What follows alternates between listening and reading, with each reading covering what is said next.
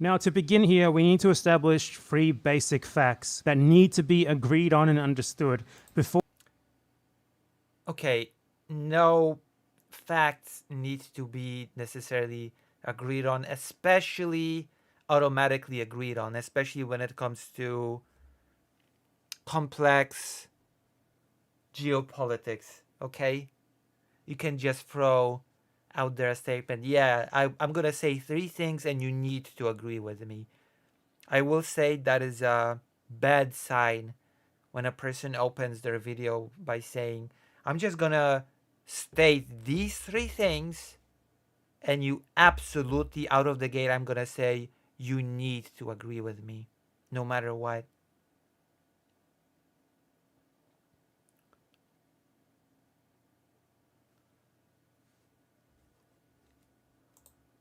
any of the rest of this video is going to make sense to you. If you disagree with any of these, just stop watching. We live in different realities, and I don't think that we're going to agree on anything. 1. Okay, first of all, I already know that I disagree with at least one of these statements, and I will keep watching, so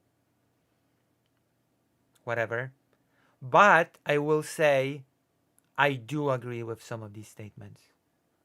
I will say just because this is a creator that has made, let's just say, an unkind video about me, just because I disagree with this person a lot, it does not follow that I will automatically disagree with this person on every single thing.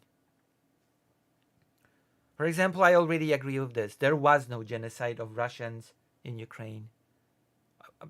I agree with this. This indeed is a statement of fact. 1. There was no genocide of Russian language speakers or Russian culture in Ukraine. 2. There was also no genocide of Russians in Donetsk or Luhansk. And True. That is true. There was no genocide in Donetsk and Luhansk. the people who claim that there was just take the death total from that conflict, attribute it all to Ukraine, even though it includes deaths on both sides, and act like it was all civilians when most of the deaths are combatants. There we go. This is where the disagreement comes.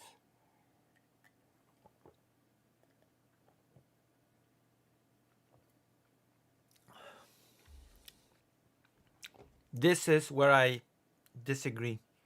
This is the part where the self-determination of the people of Ukraine is basically taken away. Oh, there were just people that were guarded by the US and the EU for regime change. It's far more complicated than that, considering that Yanukovych presented himself as a leader that was pro-European Union. Let's remember the fact that Yanukovych wanted to sign that association agreement, up to the point where he suddenly decided in the middle of the night that he did not want to anymore. It wasn't that... I guess Yanukovych has no agency either in this whole thing. Maybe he was guarded by the EU and maybe he's a plant. Maybe he's a US and EU plant. I don't know. I just don't know what. But this argument, I really don't like it. I really don't like this argument.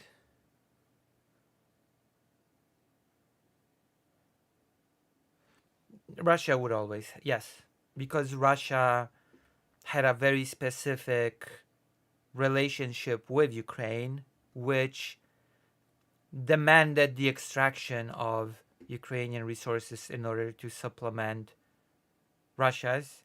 And if Ukraine moved closer to the European Union, that sort of relationship would inevitably be severed.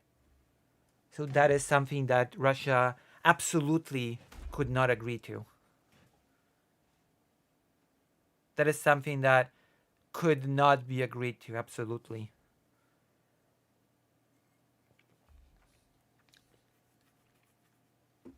because also Ukraine has been dependent to some degree on things from Russia.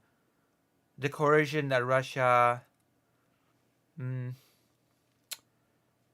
used on Ukraine was holding back things from Ukraine should it sort of become insubordinate. There are a few factors here. Let me read the comment. There is one constant thing of Ukraine since the 90s, and that is the anti-corruption sentiment, which can be translated to the living difficulties, massive rift between the poorest and the richest few, and this above have been maintained with Russia and most importantly, trade partner around. Yes, that has been a big factor in Euromaidan. In fact, I have a very important book that I would like to show you.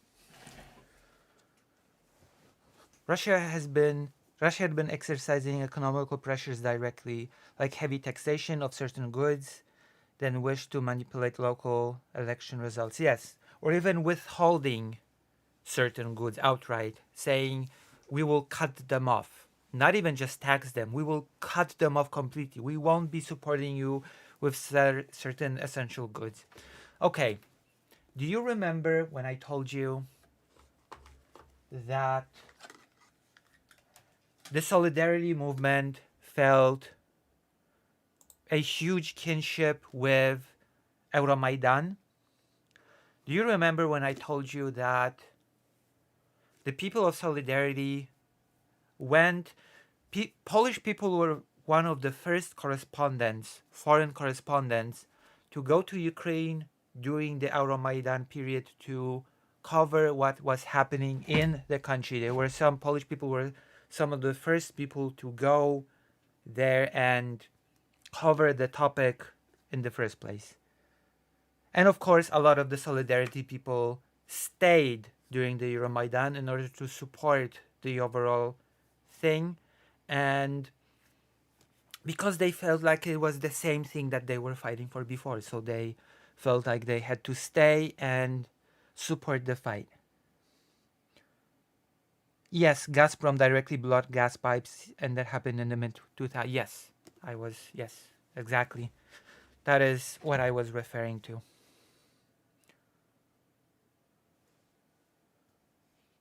All right. This is a book called Blood and Soil. It is a book written by Polish journalists that went to Ukraine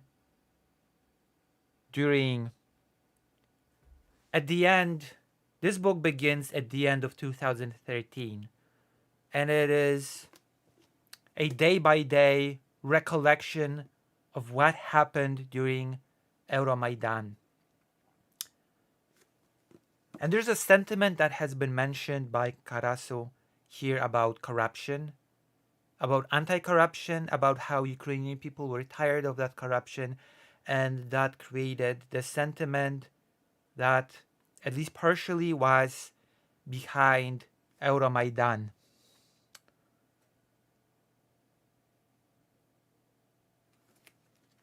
And I will read you some fragments of this book because it might be very illuminating to you.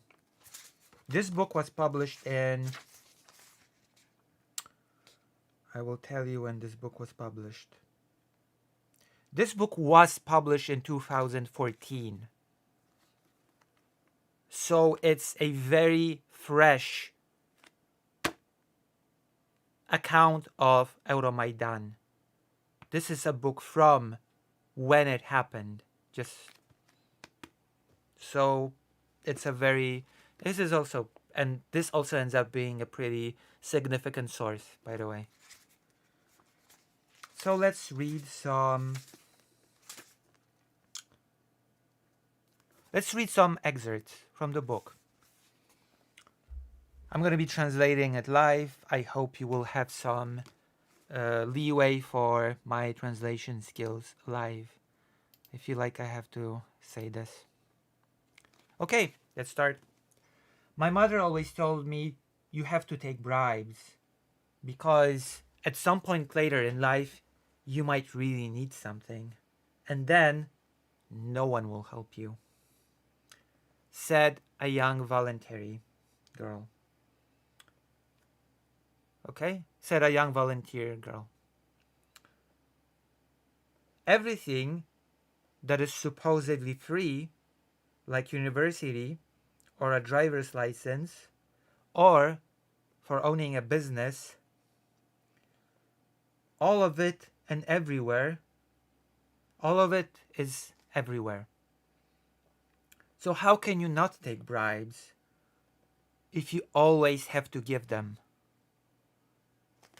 This alone sort of sets the stage to the sentiment that was expressed in the chat about how there was this corruption problem, but also how people were aware that there was a problem, that there was a systemic perpetuated problem, and people were getting tired of it.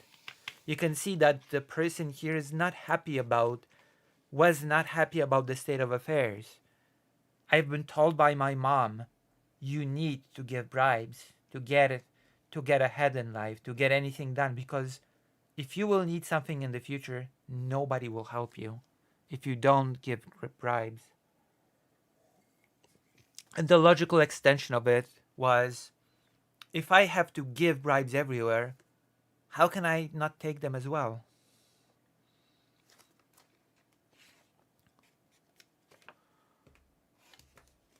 Let's continue. I sold ice cream in a small booth. One day, a militia car stopped by.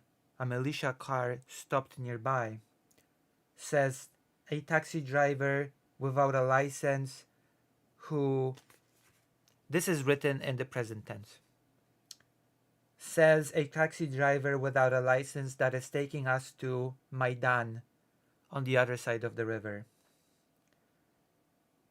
The militiamen stood there all day.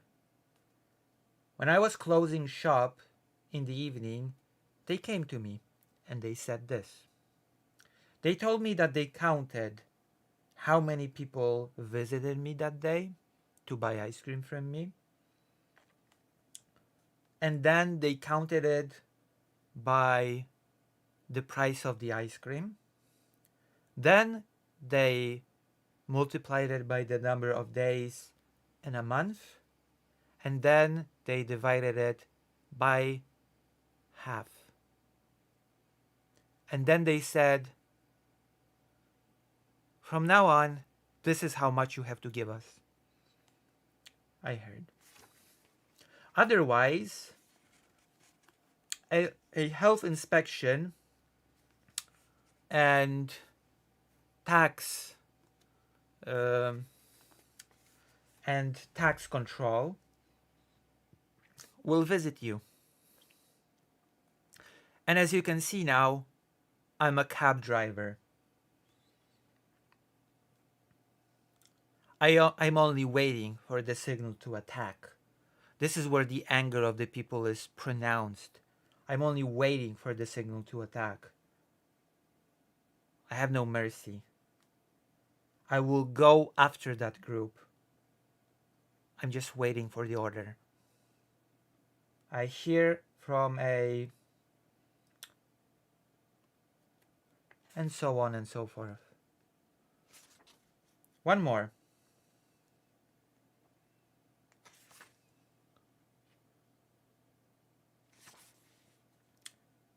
One more story.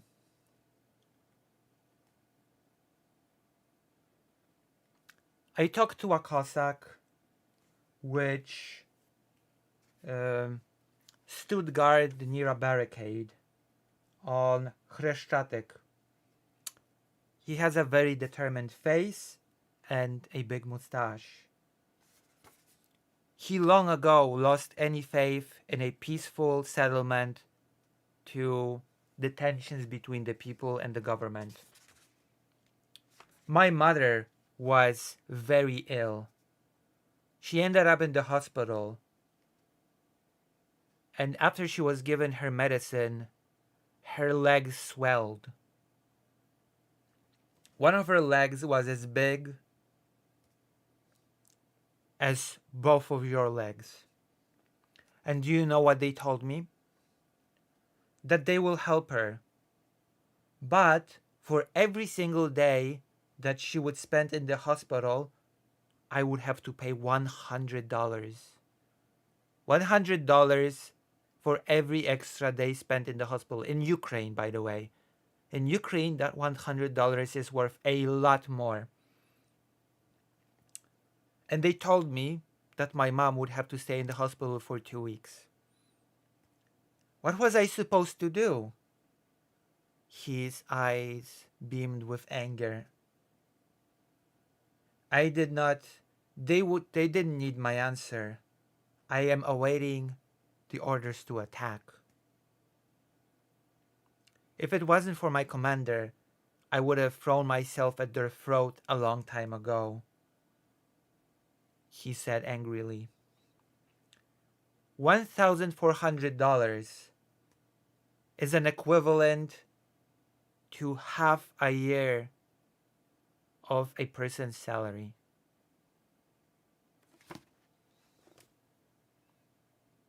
There you go. There you have it. This book, I hope this paints a picture of how the people felt during the onset of Euromaidan. I hope that it helps you see that there was far more to Euromaidan than a long-standing US and EU-backed campaign for regime change. Right?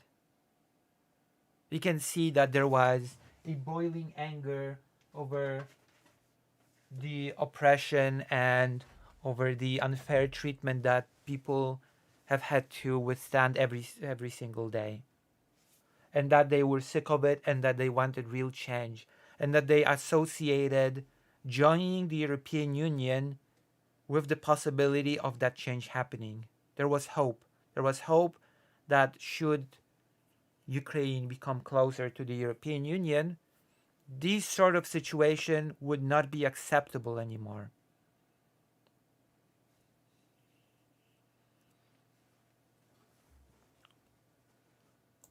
Let's continue.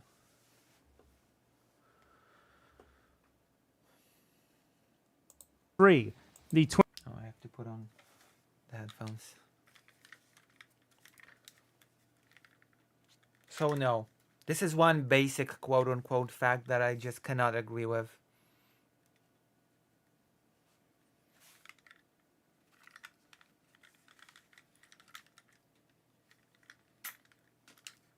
I just cannot. Sorry, it's impossible for me. So I need to take my hormones.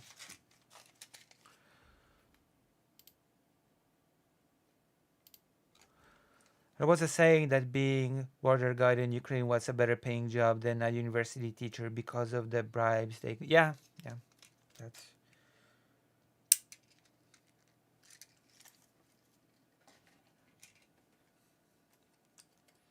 And people were getting sick of it. People were getting genuinely sick of it. And I hope you can understand why.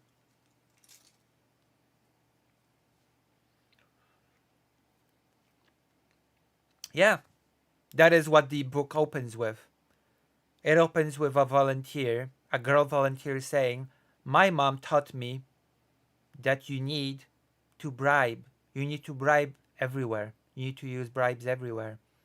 And then she said, how can you not also take bribes if you need to bribe everybody? If you need it everywhere? Yeah.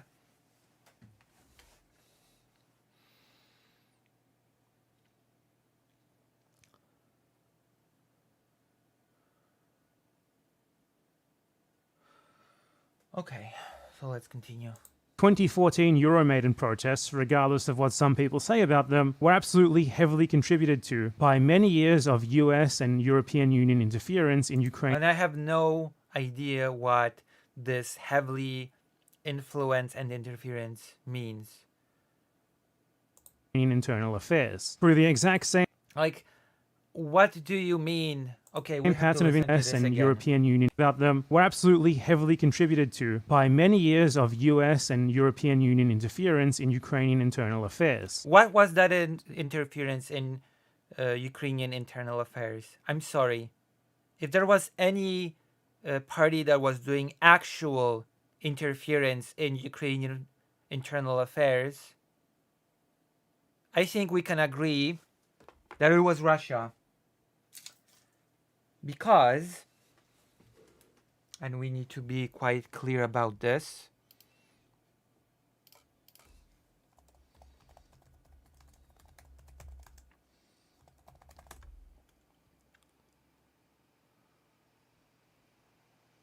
it turns out that neither the European Union nor the US poisoned any of the Ukrainian presidential candidates. But do you know what country did contribute to the poisoning of a Ukrainian presidential candidate? Russia did. Because that presidential candidate was far too pro-Western for Russia's liking. And that person was Yushchenko. So which country has been interfering in Ukrainian internal affairs? Well, yeah, I don't see any evidence. And I know certain streamers have looked into the financing that West has given to Ukraine prior to Euromaidan. I know that there are streamers that have looked into it. Some prominent streamers that cover the topic of Ukraine.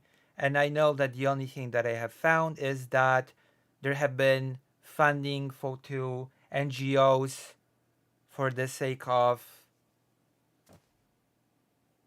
well, betterment of the NGO's goals, but it has nothing to do with funding some sort of revolution. It's ridiculous. It's ridiculous to say, oh, those NGOs received help from the West, which means that the West has interfered into Ukrainian internal affairs. That is an extremely absurd thing to say. It's basically the equivalent of no. It's absurd. I'm not even gonna give examples. BadEmpanada is very sloppy here with evidence, by the way, and very much ignored Russian economic pressures that shaped internal yeah, that's true. Yeah. And let's not forget what I've just mentioned. The downright poisoning of a presidential candidate whose policy did not align with the wishes of Russia. That this cannot be overlooked. This sort of actual interference in Ukrainian internal affairs.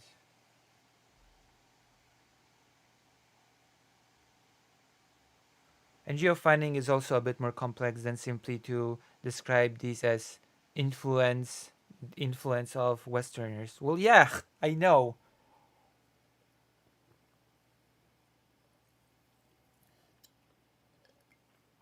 I do know that.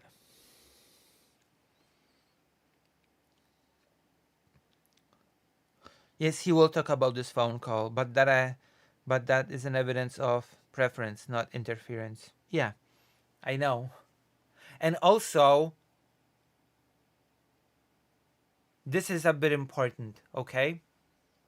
Because BadEmpanada says here, Euromaidan was in significant part spurred by a long-standing US and EU-backed campaign for regime change. But if that's the case, then I would point out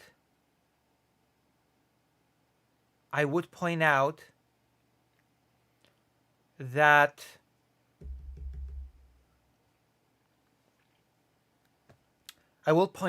the phone call, the famous phone call that is always the Victoria Nuland's phone call, that phone call was about them talking about how the protesters should accept a deal with Yanukovych, that they should find a settlement with Yanukovych. So it was the opposite of the US campaigning for a regime change. That whole phone call completely contradicts the narrative of the US striving for a regime change.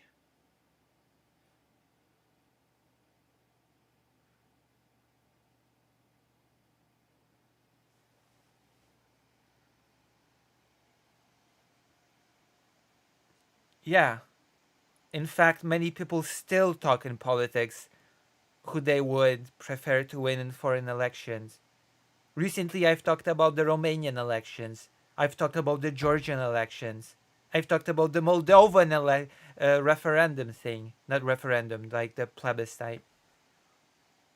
Yeah, of course.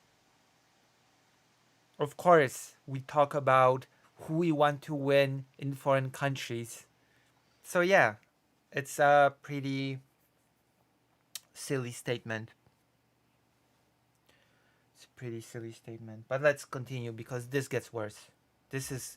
I've not watched a lot of this video. And.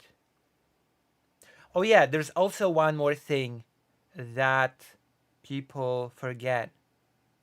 That at the end of the day, and that is an important thing to remember, during the biggest tensions of the Euromaidan, three foreign ministers from Europe visited Yanukovych and had a very long, very difficult discussion with him.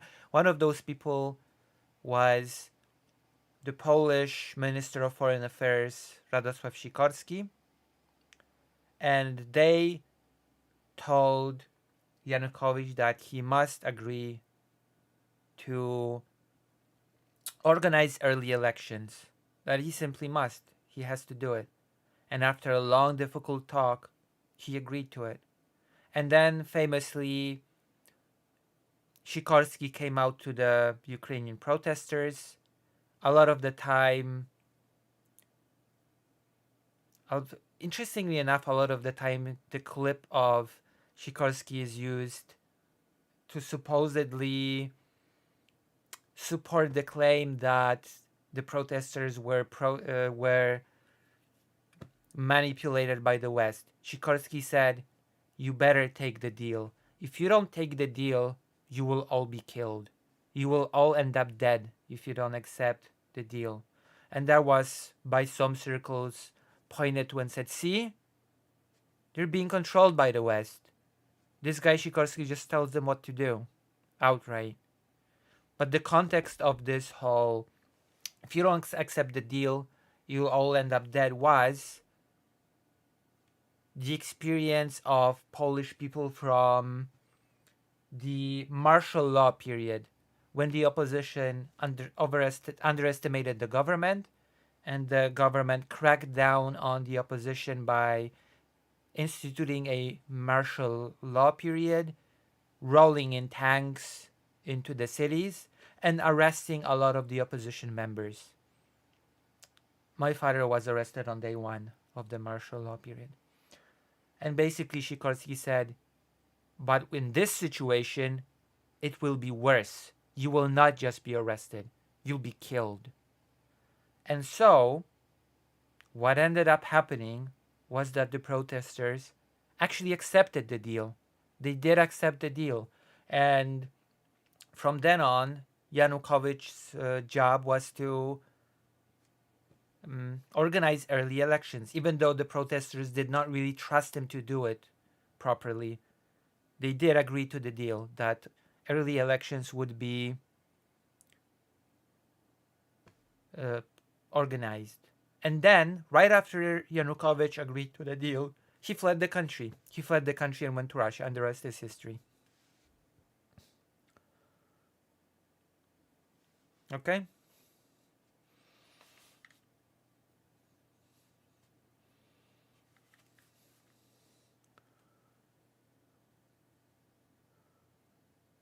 So, yeah, we have that.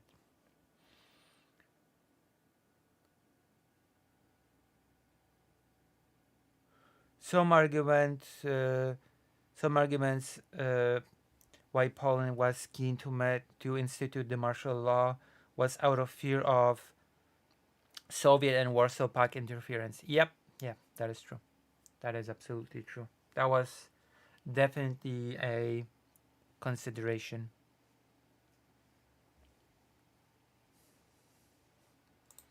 Through the exact same pattern of interference. And this is where we will have to start a discussion.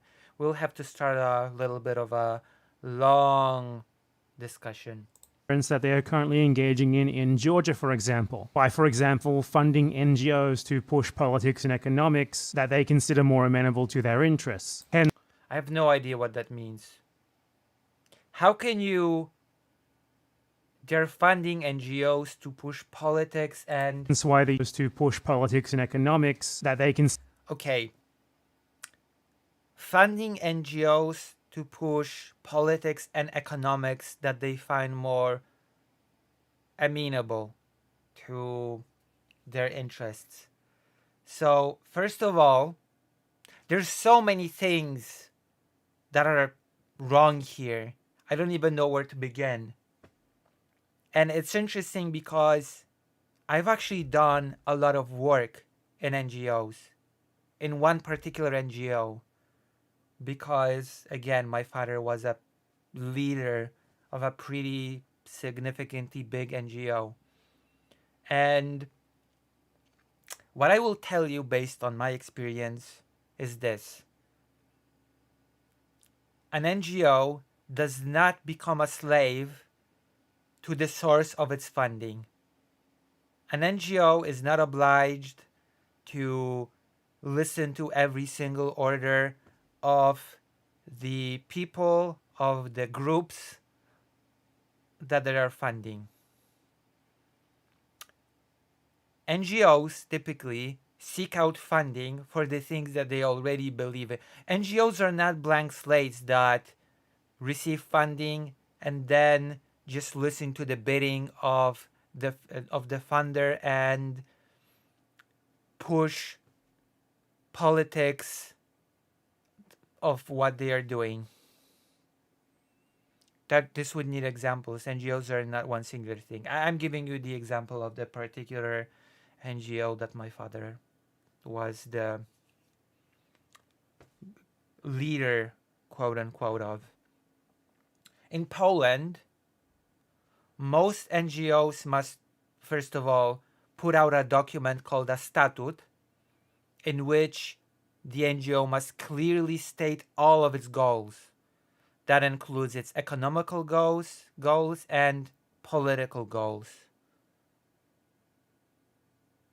NGOs are basically associations, foundations formed on particular goal or simply maintain a locality. Yes, correct. Basically, you have a bunch of people gathering up.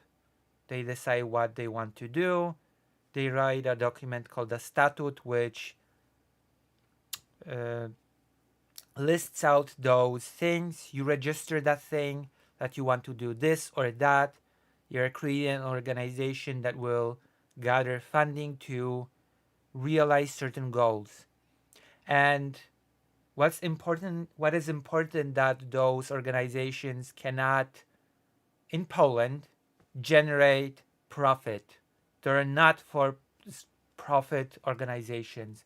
And there are slight exemptions from this. There's a NGO type called a foundation, which was listed in the chat. And a foundation within itself can start a business. And that business can generate profit, but there's a catch. All of that profit, by law, that is generated by a foundation has to be put towards the goals of the foundation. Any profit generated by a company that is established within a foundation, all of its profits have to be used towards the goals of the foundation itself. A company within a foundation cannot just make profit for profit's sake. The profit needs to be used for the foundation and its stated goals. So that's the biggest exception to the no making profit for NGOs. NGOs are pretty interesting entities. I have been planning years ago to start one of my own. I looked very in depth into how the process happens, into how to write the document, the starting document to start an NGO. And I can tell you that NGOs are not just tools. In order for that to even remotely work, how BadEmpanada states, Western powers would not just need to fund the NGOs. They would need to implement their people and start those NGOs from scratch themselves. And then make the people that start the NGOs create them with certain goals in mind that would be aligned with the West's interests. And also there are a few very important things to pay in mind. NGOs don't have that much of a political influence and power as BadEmpanada makes you believe here. NGOs are not the movers and shakers of states.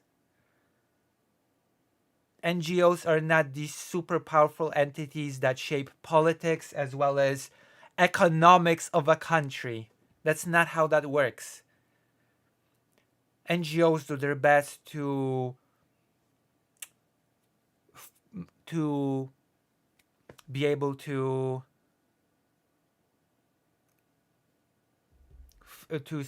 move towards certain goals, even political goals, but they don't have a strong, meaningful sway over things like economics and politics for that matter. My father's organization had thousands of people in it. Thousands of people were in my father's organizations. A lot of people were in that NGO. It was an explicitly political NGO.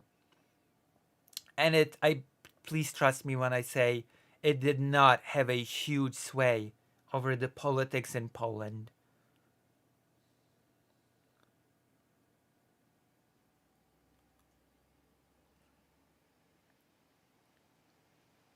And okay, I'm not gonna get further into this because that goes into toxin territory, but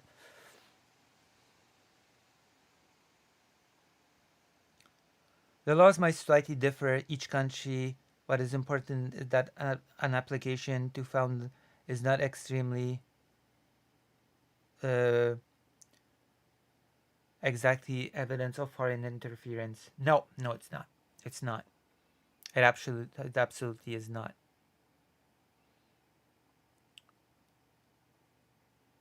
So, yeah.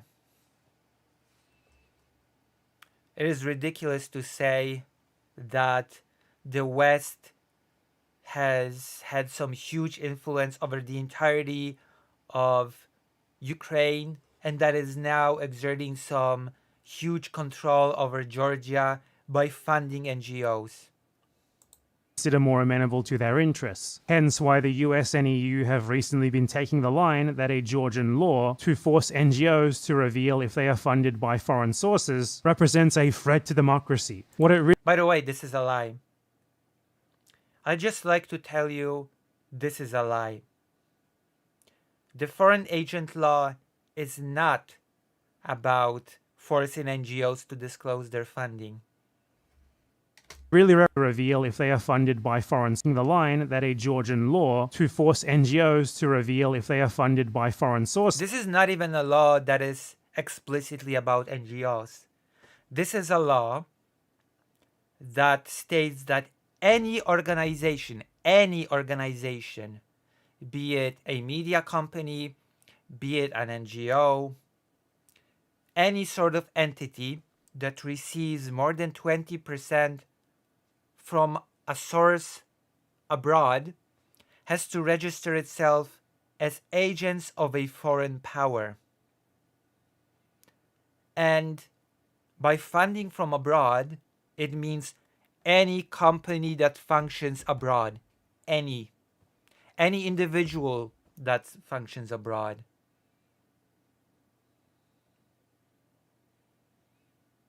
Anything. If there's a media company in Georgia that is owned by a foreign company, it means that this media company is an agent that works for foreign interest, that works for the interest of a foreign power.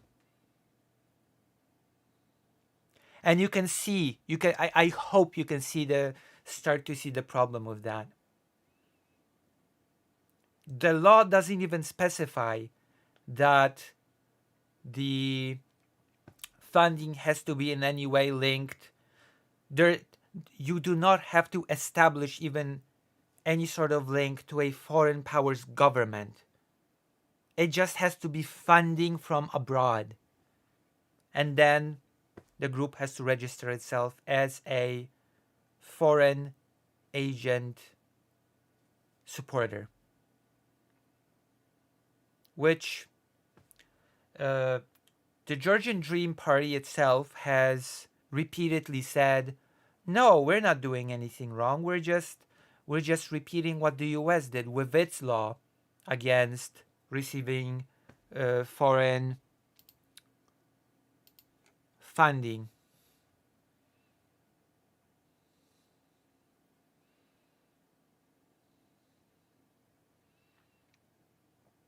The US already has a law that is supposedly like this.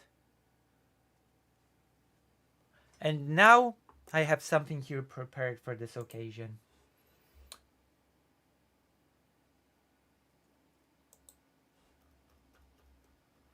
US FARA versus Georgian Foreign Agent Law.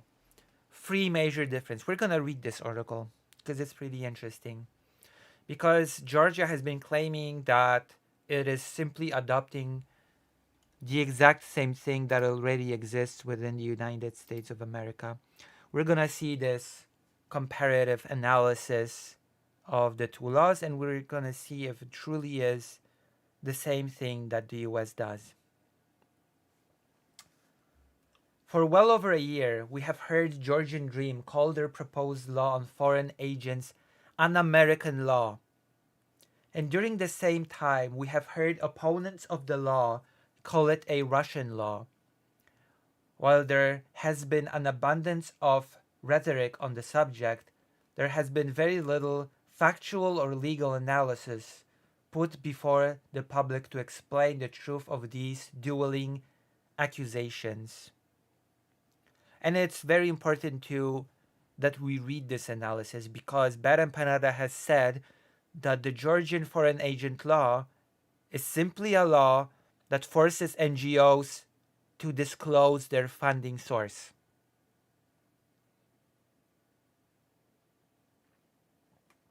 And I have no problem with transparency when it comes to funding, to funding sources.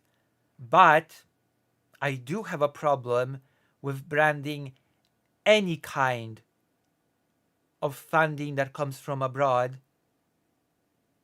as working for a foreign power. This I have a problem with. This is the part of the law that I have a problem with. And we're going to read this analysis, and I'm hoping that we will be able to see why that sort of framing is a huge problem. Because it's not about transparency. Transparency is not the problem here in the slightest. The problem is that you can frame the opposition as agents of a foreign power and use that to crack down on the opposition. That is one very obvious example of how this sort of law can be used.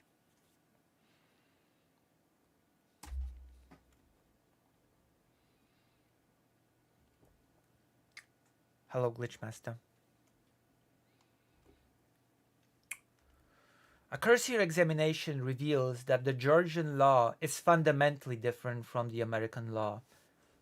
closer to the Russian law, and in at least one important respect, even harsher than the Russian law.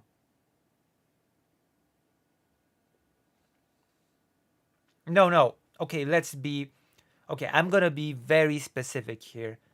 BadEmpanada never said that it's good to do things like the US.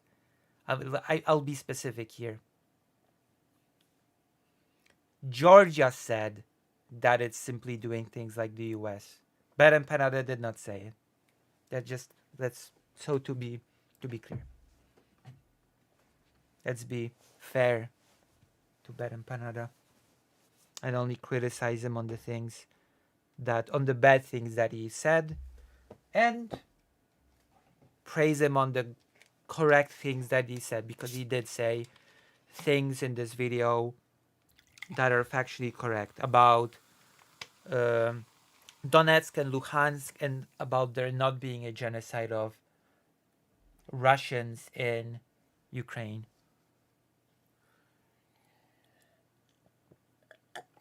We're just gonna be criticizing the thing that I find objectionable, but when there is things that I find to be okay, I'll point it out as well.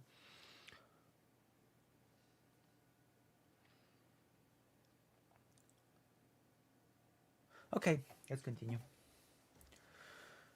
Ted Jonas, a dual US-Georgian citizen, has lived in Georgia for nearly 30 years, an international lawyer and environmental activist. He was part of the original team that opened the National Democratic Institute for International Affairs office in Tbilisi in 1994.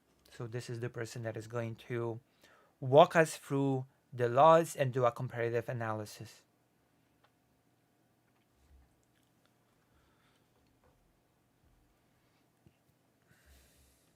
Who is your enemy? One of the most fundamental differences between the US Foreign Agents Restriction Act, FARA, and the proposed Georgian Foreign Agents Law is the historical context in which the two laws originated and who they were directed against.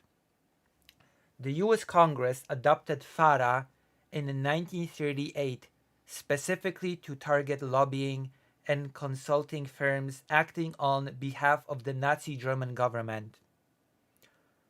Concern about Soviet communist agents also motivated the law. Of course, by 1938, the United States, under Franklin D. Roosevelt, was already well aware that Nazi Germany presented a direct military and security threat to the country. In contrast, advocates for Georgia's foreign agents law, the Georgian Dream Party leadership, have mentioned only United States and EU funding for Georgian NGOs as the source of foreign agents in Georgia. Georgian Dream politicians howl about a second front and US and EU funding of revolution, which interestingly enough mirrors BadEmpanada's sentiment in the video. In short, the Georgian Dream has put the United States and the EU in the same category as the United States put Nazi Germany in 1938.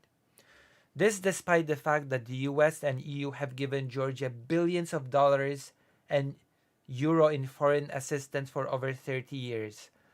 The Georgian Dream government claims it seeks to join the European Union, and it calls the United States its partner.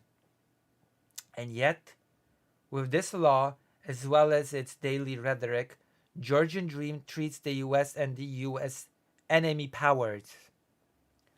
The Georgian Dream, in advocating its foreign agents law, never mentions the role of Russia, the country that a vast majority of Georgians defined as Georgia's main enemy. Do I even have to mention the fact that Russia has annexed 20% of Georgia's territory? Does that not count in any way as meddling into the internal affairs of Georgia, annexing huge swaths of its territory?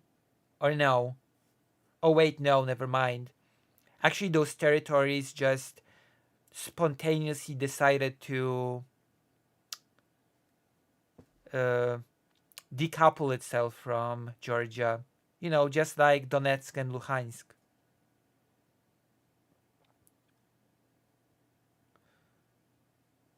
Is Bro seriously playing defense for the same Georgian government that hires thugs to beat up opposition? Uh, I guess so, yeah.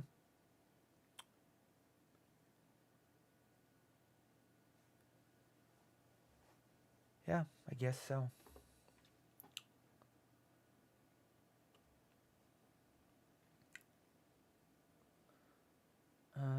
There we go. Where's the Georgian dream in advocating its foreign agents law never mentions the role of Russia, the country that vast majority Georgians see as the enemy, in trying to influence Georgian politics and subvert its democracy. And that is demonstrable. That is demonstrable in Georgia, that is demonstrable in Moldova as well, for that matter. FARA's origin as an anti-Nazi, anti-Bolshevik law is not just history. The US Justice Department has brought prosecutions under FARA only against individuals and organizations associated with money laundering, fraud, sanctions evasion, illegal campaign contributions, bribery, terrorism, and hostile foreign powers.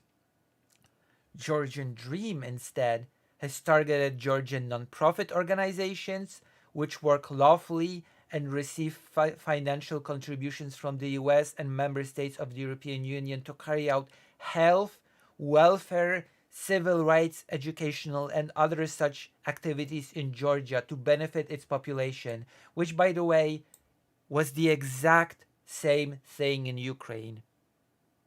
The funding for the NGOs in Ukraine was for the exact same purposes.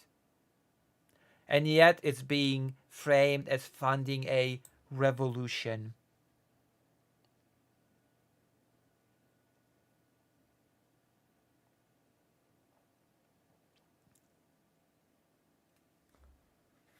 None of the US or EU funded organizations targeted by the Georgian Dream are associated with lawbreaking.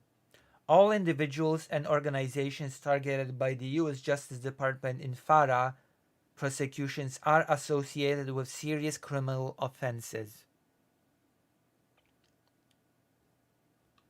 Who is a foreign agent? The most fundamental and important legal difference between FARA and the Georgian Foreign Agents Law is how they define a foreign agent. The Georgian law defines a foreign agent as any non-commercial legal person which receives more than 20% of its funding from a foreign power, quote unquote, which includes companies, foundations, and individuals, not just governments.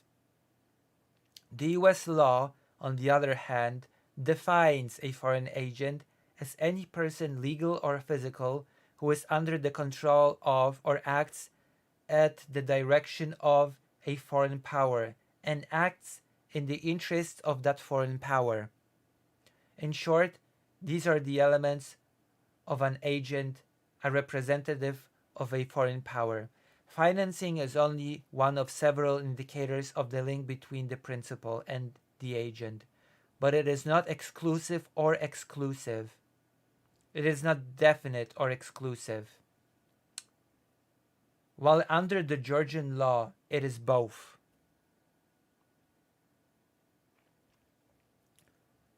US FARA compared to the Georgian Foreign Agents Draft Law. Targets: Nazis, Bolsheviks, money launderers, fraudsters, bribers, terrorists, sanctions evaders.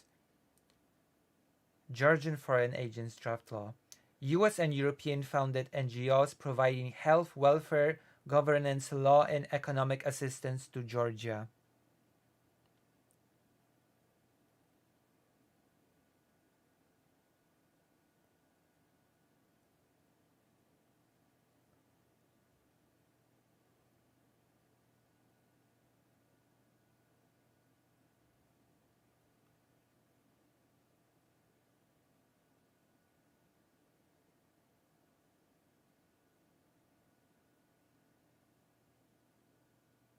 I don't know.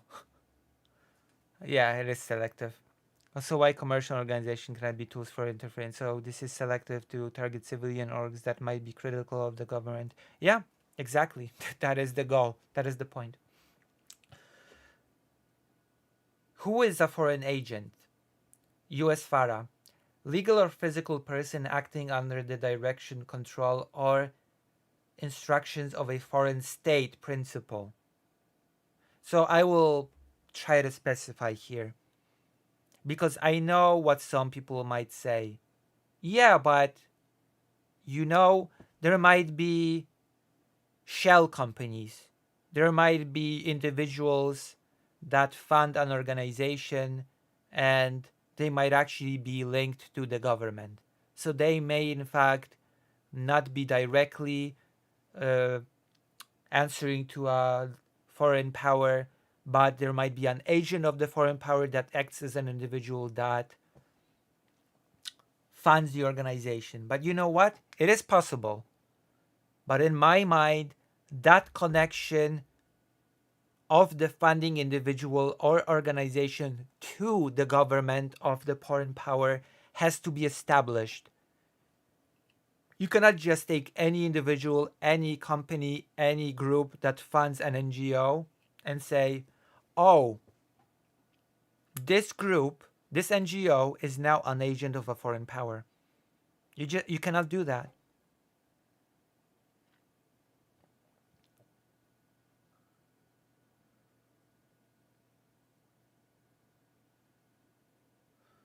Now the EU needs to understand that there are local bureaucratic systems that redistribute this, able to check on NGOs if they did not misuse the money. Yes, audits on NGOs receiving funds, how they use them, if the goals are being met of the projects. Those are common things. I know because I worked for an NGO. I took part in projects.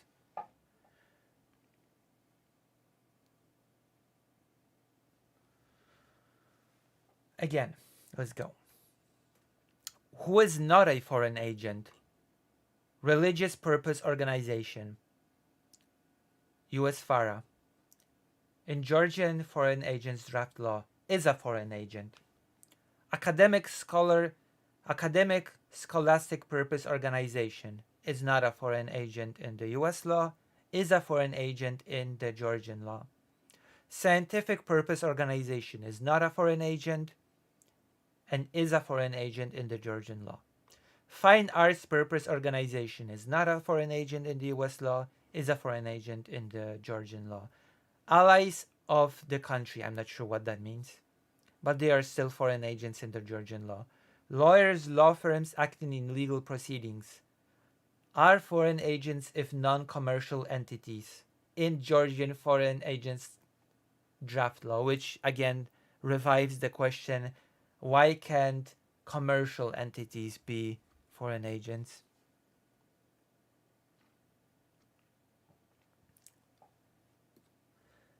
Media organizations, 20 plus media organizations which have 20 plus % foreign ownership, if not foreign directed controlled, are foreign agents in the Georgian law. Can be foreign agents, sports organizations. Not foreign agents under humanitarian exception. Organizations importing blood and blood products.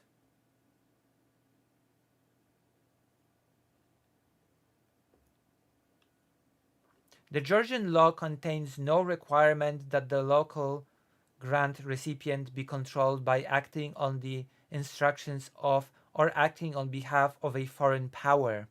And this is a monumental difference. It is such a monumental difference that I will repeat it.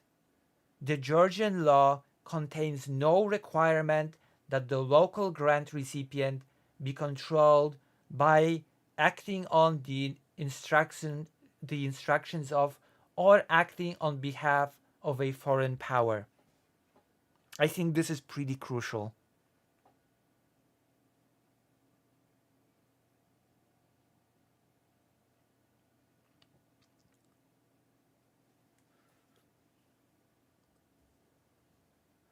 whereas all these elements are required under the US law. The proposed Georgian law would simply require that a Georgian non-profit organization which has received funds from a foreign power to be considered a foreign agent. This means that the Georgian law casts a far wider net over the Georgian society than the US law does over US society. Anyone who is even slightly familiar with how international donors and local NGOs work, and many Georgian Dream officials are well familiar with it because they used to work for Western funded projects and NGOs, knows that international donors do not issue instructions to their grant recipients on a principal, agent basis. They require proof of performance of the grant, but they do not dictate the grant recipient's actions the way a principal does to an agent. That is also a very important thing, because usually it goes the other way around. You have to keep that in mind. NGOs operate with goals. They have goals, and they want to be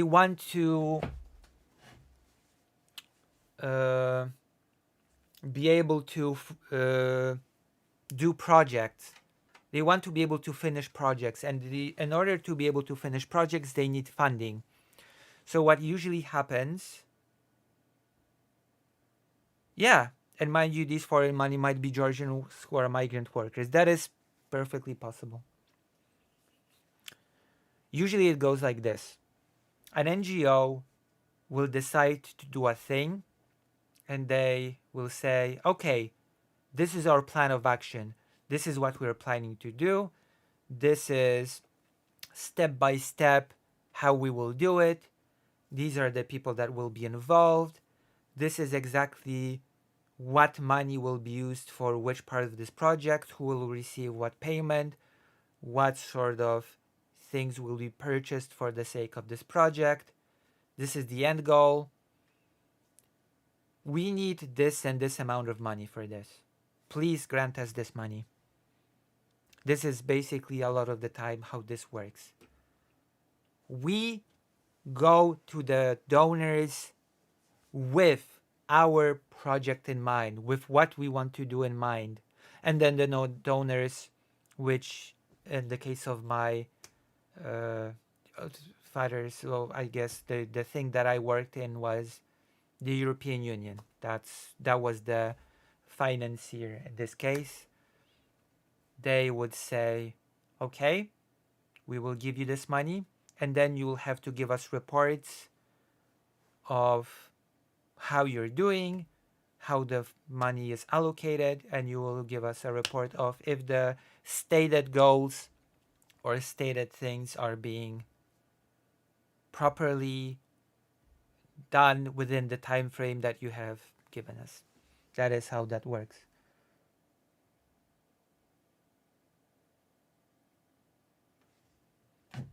Okay.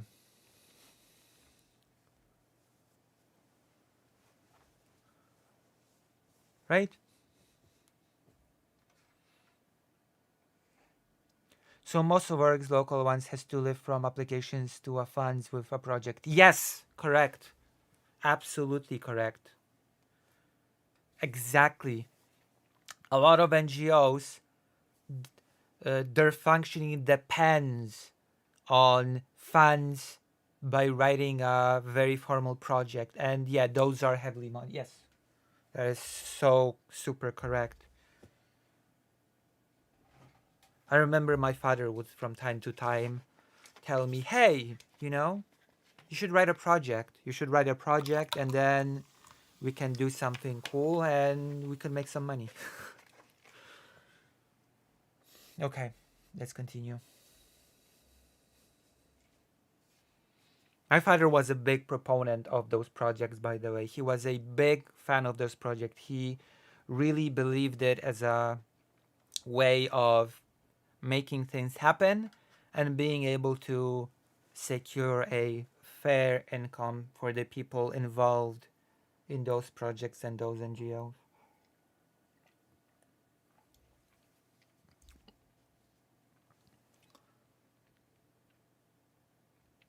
So yeah, let us continue. Yeah.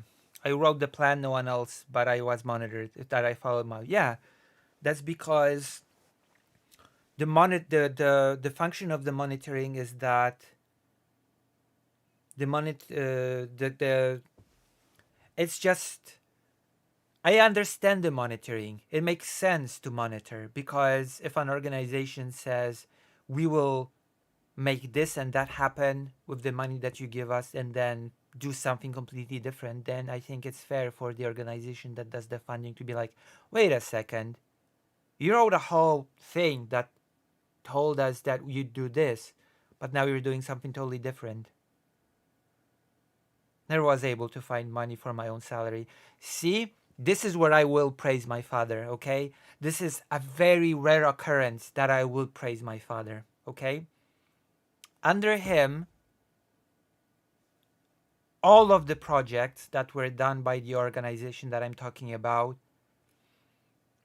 they always found a way to give salaries to the people involved. They always found a way to give some sort of an okay salary to the people involved in the projects.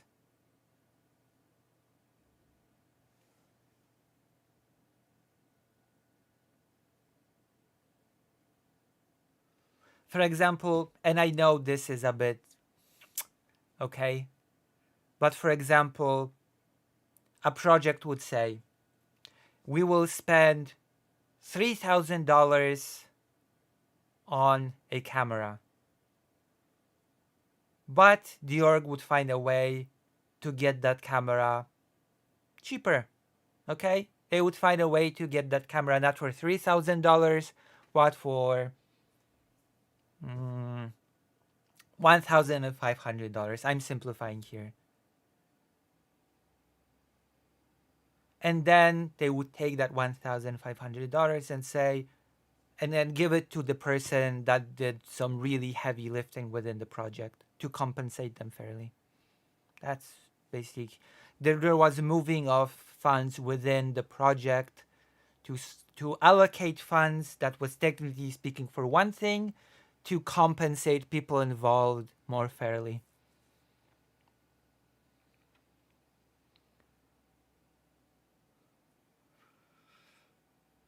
So look, your father ran a massive big one. I did a dying org. Also, this organization that my father was in had a pretty preferential thing from the government. Their base of operation was located in a place where the government gave them a special lowered rent for that place, a lot lower. They had an extremely preferential rent for a headquarters, let's just call it, in a really good spot in Warsaw. So that was a big boon as well. Also, I prioritized the one employer we had over me. I guess that makes sense. Okay.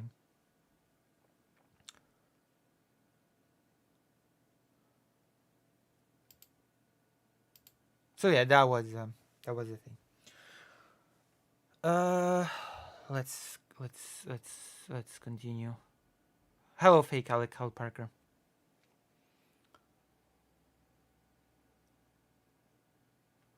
Let's continue reading the thing. The US law makes no assumptions that an organization or a person receiving funds from a foreign power is a foreign agent, which is another big thing. The Georgian law assumes that only receiving foreign funds makes an organization a foreign agent. This is an extremely important difference. Georgian organizations, which act only in Georgia's interest in providing benefits to its population, are labeled foreign agents. In America, individuals and organizations who receive foreign funds and carry out activities that benefit Americans are not labeled foreign agents. They are foreign agents only if they act on the specific instructions of a foreign principal. Moreover, the US law makes a distinction that the Georgian law does not between types of foreign principals Only a person acting on behalf of a foreign government or a political party has to register under FARA. A person acting on behalf of a foreign company or organization is exempted from registering under FARA if they register instead under the less burdensome Lobbying Disclosure Act. Your humble correspondent is registered in the United States under the Lobbying Disclosure Act for lobbying on behalf of a Georgian company. Therefore, the US law makes a distinction between an agent acting on behalf of a foreign government and an agent acting on behalf of a private or non-profit interest. The Georgian law makes no such distinction. Who is not a foreign agent? The US FARA exempts from the definition of foreign agent all of the following persons and organizations: humanitarian aid organizations, persons, and organizations engaged in the following activities: religious, scholastic, academic, scientific, fine arts, media organizations with foreign ownership whose policies are not directed by a foreign power, allies of the United States, lawyers representing clients in legal proceedings. The Georgian law does not exempt any of these persons or activities. Accordingly, under the Georgian law, unlike in the United States, the following are foreign agents: Georgian organizations which receive funding from allies of Georgia like the USA, the EU, Japan, and many other friendly countries. Humanitarian aid organizations who provide help to the 650,000 Georgians who live below the country's poverty line. Georgian scientific, academic, and artistic organizations which received foreign funding. Georgian religious organizations which receive foreign funding.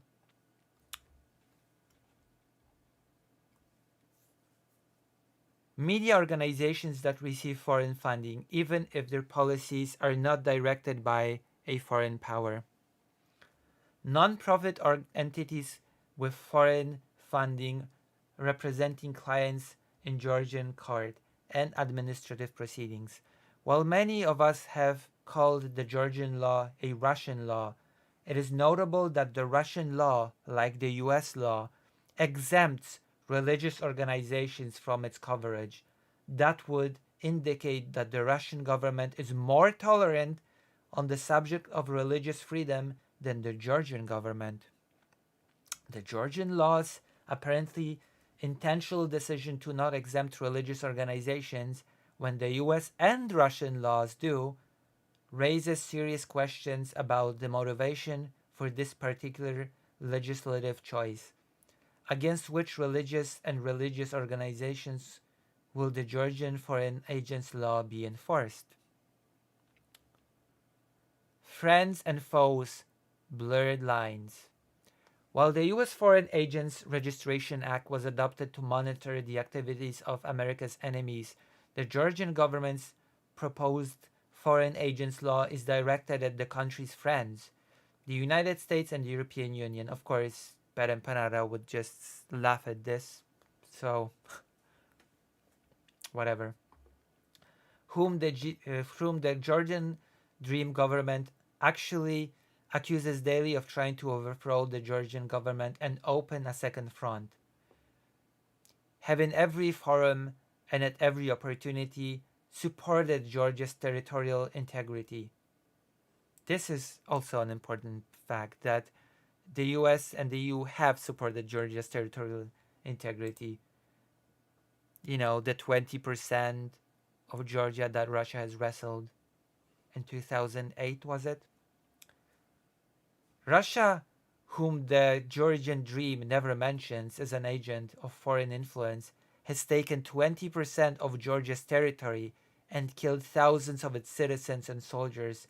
The United States has given Georgia US $4.5 billion in foreign assistance since 1992, $1 billion of it as emergency aid after the Russian invasion of 2008. Russia has twice in history taken away Georgia's independence, much more recently taken its territory and given it nothing but war and threats for the past 30 years. As confirmed by intelligence agencies all over the world, Russia has elaborate covert operations to influence politics in foreign countries, Georgia foremost among them. The Georgian public should therefore recognize the foreign agents law for what it is, an attack on the country's Western allies and a present to the Russian Federation with its foreign policy, which its foreign policy is increasingly aligned. So there we go. We've watched the video. Now we can continue watching BadEmpanada. I hope this article has illuminated why the Georgian foreign agent law is not simply a law that forces NGOs to disclose its funding, right? I hope this is sufficient.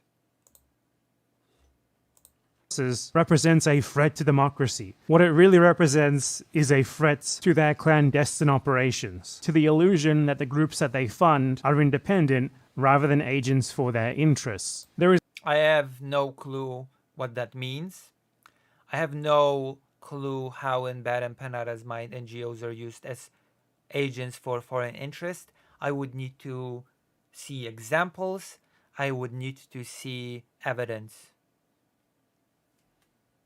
Polyphonics, thank you for the info. Thank you for watching. Thank you for being here. Because I've heard that BadEmpanada, especially on the BadEmpanada channel, I assume this is a pre-made video, correct? So I've heard that usually those videos are pretty well researched and pretty well argumented. So I would like to see more of that here. I would like to see the examples of the NGOs, how they act as foreign agents, and what interests they push.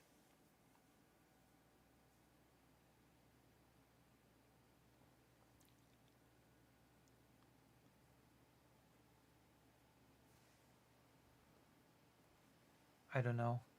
Fake Alec Parker. Is also pretty convincing. Also, we're just 1 minute in. We did all that, and we're just 1 minute into the video. I've just realized. So, we are in it for the long haul. We are in it for the long ride. This is gonna be a long stream, I have a feeling. We just covered 1 minute. But you know, I guess you just get this level of in-depth analysis on this stream, on this show. Convincing evidence to indicate that the US much more directly interfered in Ukrainian politics, as leaked conversations from their embassy make it pretty clear that they had direct input in choosing which Ukrainian politicians would be a part of the No, that's not true. It's not choosing.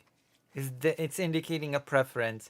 And also, that same phone call indicated that the US government wanted the protesters to be able to talk to Yanukovych and find a deal.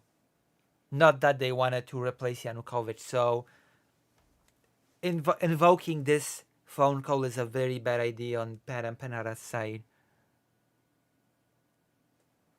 Voice through to be Piats. I think we're in play. The Klitschko piece is obviously the complicated electron here, especially the announcement of him as deputy prime minister. And you've seen some of my notes on the troubles in the marriage right now. So we're trying to get a read really fast on where he is on this stuff. But I think your argument to him, which you'll need to make, I think that's the next phone call you want to set up, is exactly the one you made to Yats. And I'm glad you sort of put him on the spot on where he fits in this scenario. And I'm very glad that he said what he said in response. I don't think Klitsch should go into the government. I don't think it's necessary. I don't think it's a good idea. I'm sorry, this is not them picking and choosing who will and who will not go into the government. post-Maiden government. So again, if you're going to This go is to ridiculous. And if you know the full call, then you will know that they indicated that they wanted the protesters to make a deal. Just so you know. The comments right now and express your anger about the things that I just said, this might not be the video for you because we There is no anger. There is no anger. You're simply saying incorrect statements. Like, if I'm gonna see you talk about things that are not correct, then I'm just gonna comment on it. I'm not gonna just turn off the video. Especially since there are things in this video that I do agree with. So simply do not live in the same reality, and if we don't agree on the basic ground facts, we can't have a discussion about this. None of that means that Russia was some sort of victim of all of this, as it's often framed as. Russia simply lost out in a geopolitical conflict to its geopolitical rivals. Something that you would kind of expect, as obviously the US and EU are far more powerful than Russia is. Up until this point, you could have reasonably said that Russia was pretty clearly the lesser evil in this situation. no, you absolutely could not say that. You'd be very, very naive to say that Russia was the lesser of the two evils in this situation, considering that all of the economic pressure that it had on Ukraine, considering all the corruption that it enabled. No, you absolutely cannot say actually that Russia was the lesser of the two evils in this scenario. You'd have to bend the facts pretty heavily to come to that conclusion, which, to be fair, you did, as we've demonstrated minutes ago. Because there was far, far clearer evidence of way more direct, way more pervasive EU and US interference in Ukrainian internal affairs. Russia Oh, really? Oh, really? The EU funding, the EU and the US funding NGOs is a far more direct and, I guess,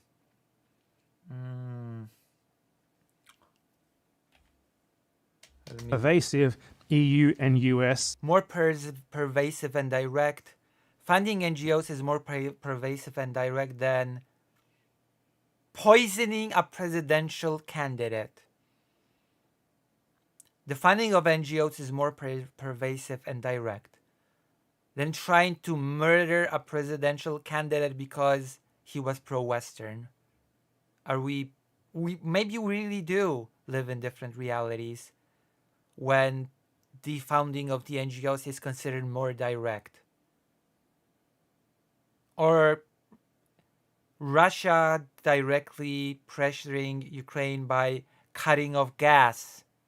That is less direct interference than funding of NGOs. The taxation of products that have been noted before. Exactly. Thank you.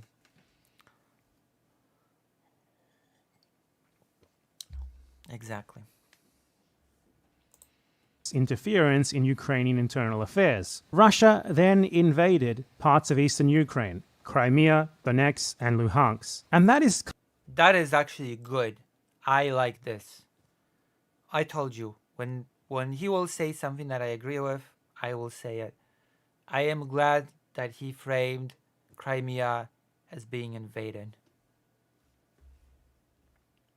kind of the point where they lose any sort of high ground here. Because if pervasive... They never had any high ground. I'm sorry to say, they never had any high ground. Interference in Ukrainian politics is bad, invading Ukraine is a lot worse. And another fact that I need to establish here before moving on is, please don't pretend that there was some sort of real separatist militias in those places and Russia was just joining up with them. They are puppets of Russia. They exist to press Russian interests. And that is why, later on, it became very clear that it was just an excuse to annex these places into Russia. Yeah, correct. Good. Good. I agree. Yeah. That is absolutely correct. Eventually, because Russia literally officially annexed them. So the post-Maidan government in Ukraine obviously sucked. It was your generic IMF neoliberal shock treatment sort of puppet government that the US and EU love to install in their victim countries. I'm sorry, there was a free election. What does install mean? I would love BadEmpanada to explain to me what the term install means in this case, when those governments were chosen via an election, an actual free election, not the farce that happened in the Soviet bloc. And yeah, that sucks really bad. That's a problem for Ukrainians, isn't it? It's a problem. I have no clue what installing a government means in this context, and I would love to get that context. I would love to get that explanation. How did the US install the government in all? Because he didn't just say Ukraine here, he said all the post-communist countries. That would include Poland. So I would love to get an answer to that.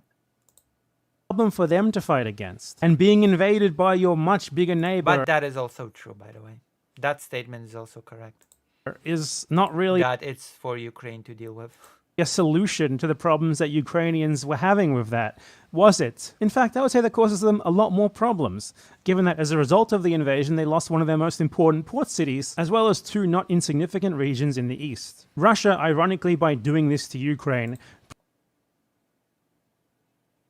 pretty much completely destroyed any chance of regaining any sort of goodwill or support in Ukraine. It was really the geopolitical equivalent of a baby throwing a tantrum because it lost out in its power struggle with the other geopolitical bloc. For all of the shit that is rightfully thrown at the US and EU, for pretty much just using Ukraine and its people as pawns against Russia, it's not It's far more complicated than that, but like Russia is much better or better at all, because war is quite a bit worse than having an IMF puppet government. Pro-Russia I have no idea what the puppet government. Okay, this goes back to my question. How was the puppet government, quote unquote, installed? people and people who like to pretend Like what? Were all the people in Ukraine just bought off to vote for certain candidates that US handpicked? they're not pro-Russia, but nonetheless That process would have to be explained to me. seem to be. Like to bring up, for example, the neo-Nazi militias in Ukraine, which, to be clear, obviously do exist, and the fact that they were ever integrated into the official Ukrainian military structure, and they are still today, is incredibly embarrassing and disgusting. But those militias could only gain prominence due to the conditions that Russia created. Russia started a war, and without that war, there would have been no conflict for those militias to fight in the first place. No way for them to gain popularity through combat. And this denazification bullshit, I mean, it's obviously a joke. Russian society is... Yes, all of this is correct. Yeah, what can I say? In fact, I will build up on it a little bit. There's an actual very real fear that a lot of people express that should the US choose to stop supporting Ukraine, that should the US choose to abandon Ukraine, guess what would happen? Those radical, far-right, even Nazi-esque elements would gain prominence. They would say, you know what? We've been backstabbed. We tried it the Western way. We've tried it the democracy way. We tried it the so-called liberal way. But you know what? Our way is the way at the end of the day. And they would probably, the fear is, gain sympathy.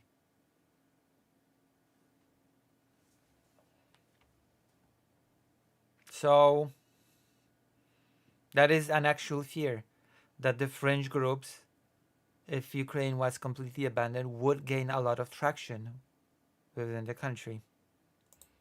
Is just as conservative, just as right-wing as Ukrainian society is. Just because they've integrated veneration for Stalin into their nationalism doesn't change that. The Russian invasion in the minds of the veneration for conservative bullshit place. No way for them to gain popularity through combat. And this denazification bullshit, I mean, it's obviously a joke. Russian society is just as conservative, just as right-wing as Ukrainian society is. Just because they've integrated... No, I'm sorry. That is a lie. Russian society is not as right-wing as Ukrainian society is. This is absurd. Especially since the far right has almost no seats in the Verkhovna Rada in Ukraine. This is an absurd statement that Russia is on equally far right and conservative as you. No. Veneration for Stalin into their nationalism doesn't change that. The Russian invasion in the minds of the neo-Nazis in Ukraine basically proved everything they had ever said. And there's no way that the Russians didn't know that when they did it. I'm sure they knew precisely what they were doing, that attacking Ukraine would spur retaliation and provide great opportunities to extremists given the overall weakness of the Ukrainian state and its military, who they could then later point to as an excuse to do further military action, which is precisely what they ended up doing. Now let's go a bit further in. I'm sorry. The French far-right elements are a small fraction of the Ukrainian military. They're not some powerful force within the Ukrainian military. The Ukrainian military is not overrun by far-right militias. I hope that's not the point that he's making. They have not gained prominence within the Ukrainian military. Time. Before the Russian invasion of Ukraine, I thought there was no possible reason they would be dumb enough to invade. A land invasion of a neighboring country that is that big. Obviously, Ukraine has a lower population and it's smaller than Russian land area, but it's still quite a large country. Is an absurdity in this day and age. It is simply something that you don't do. Look at the I mean, sure. Iran-Iraq war for a fairly recent example of how disastrous and stupid such an idea is. And the way that the war has happened has really proven what I thought correct. It's an utter disaster, a meat grinder by any reasonable definition of the term. The sort of thing that a government... Those two wars were completely different, and I think comparing them is a mistake. I'm gonna be honest. Comparing those two conflicts is a mistake.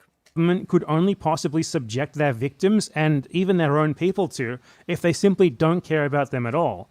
There's no logical, realpolitik reason behind this. It's literally just a blood sacrifice of principally Ukrainians, but also, because I don't want to frame them as the primary victims here, but still, Russians as well. For no real practical reason, aside from an old dictator attempting to cement himself some sort of legacy before he dies, by taking some land from a much smaller neighboring country and creating... I mean, it's more than that.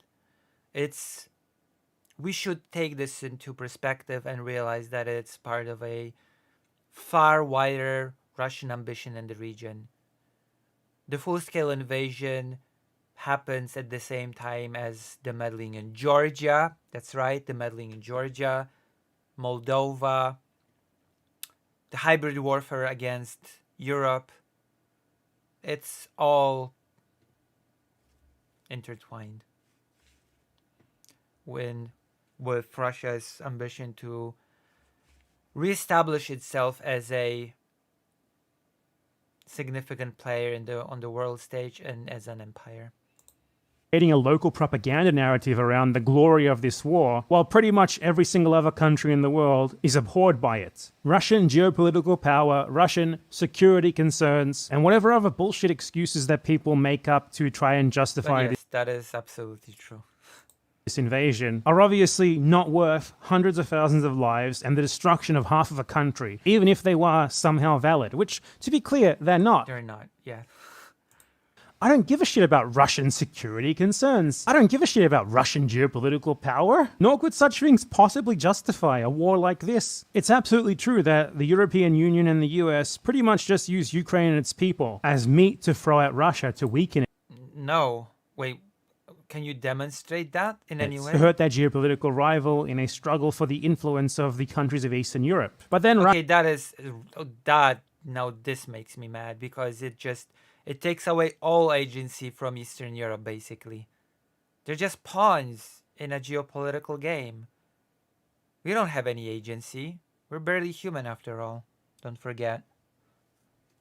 Russia is also on the other side, killing those people. So all that, Russia was provoked by the US and EU shit. Man, it makes about as much sense as claiming that Russian interference in Mexico would validate a US invasion. No, it wouldn't. You know, between a country being coerced into joining NATO through pervasive Western geopolitical interference and an all-out war being waged on it, I'd say, the former is preferable to the latter. Like, Ukraine is an actual place where tens of millions of people live. Did you know that? It's not a sacrificial lamb to be put up on the altar and destroyed in the name of fighting Western geopolitical power. If the basic physical integrity of its people is not a priority to you over that, then I don't think we even live on the same planet, honestly. I also want to address another thing, which is comparisons that are often made between the invasion of Ukraine, the war in Ukraine, and Gaza, Palestine, other similar situations like it. These situations just really... Okay, all right. Let's see. This is an interesting...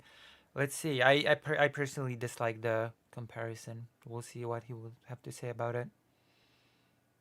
Not comparable at all in reality. Ukraine is an actual state that had a real military that was clearly able to competently defend itself against a much larger foe. At least it has been up until now. It looks like eventually they're going to lose the war because Putin is just fine to throw as many Russian bodies in there to gain as much as he can as possible. But Ukraine has nonetheless very competently defended itself. You know, it's an actual state, has actual defined borders, and it's supported by most of the richest and most powerful countries in the world. Palestine... That's also more complicated than that.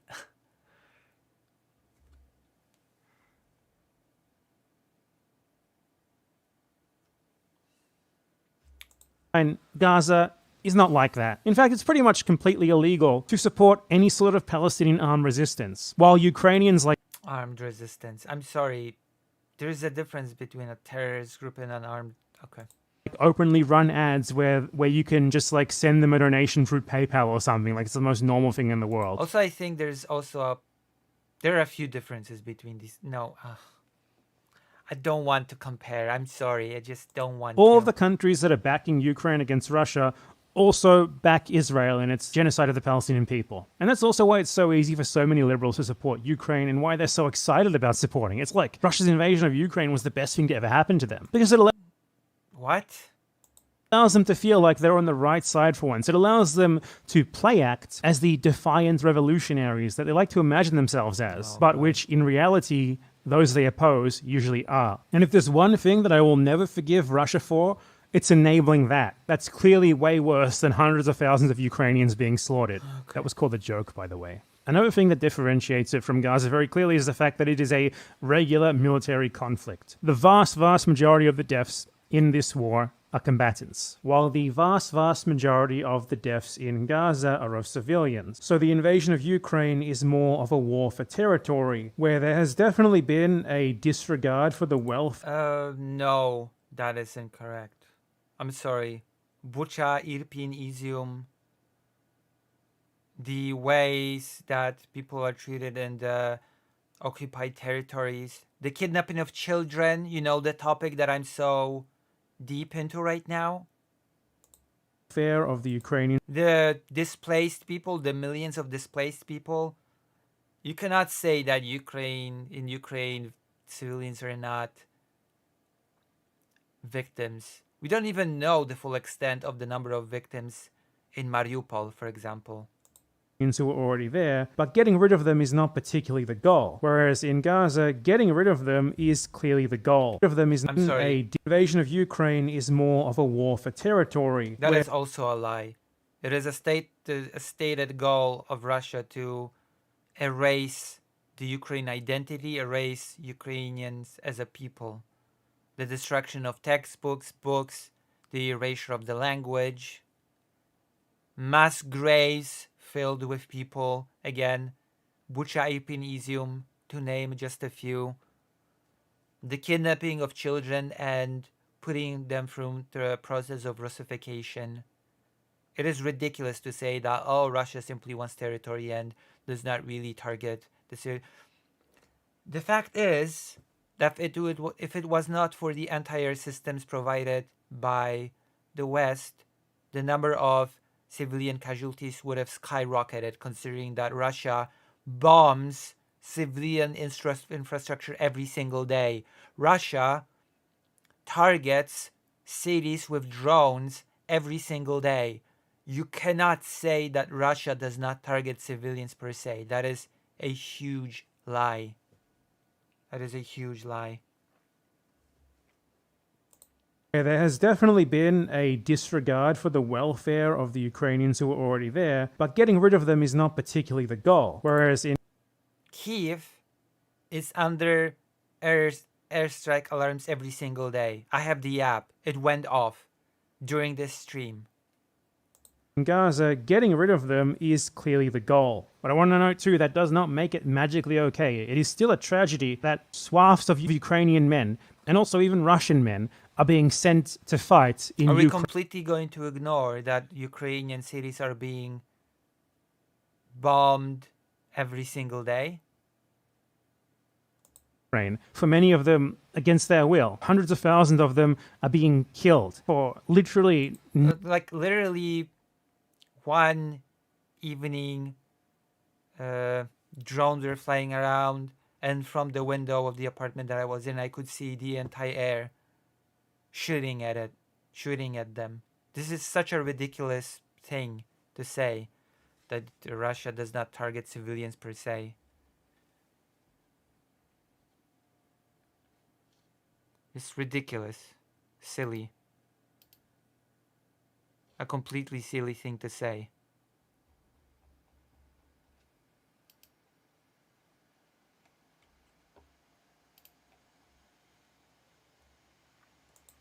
nothing that makes any tangible sense. Unless, of course, you believe idiotic Russian denazification narratives. And even then, even if the Nazis were as prominent as pro-Russia people want us to believe in Ukraine, how exactly would a war where you kill way more people than they could... And bear in mind that Russia also utilized units that were openly Nazi. So like Rusich, to name one. could ever imagine killing makes sense Not to mention the private military company Wagner, as a which response. is now has been refrained to the African Corps, I believe. That they now operate in Africa. By the way, Russia is responsible for 40% of misinformation in Africa. Response to that.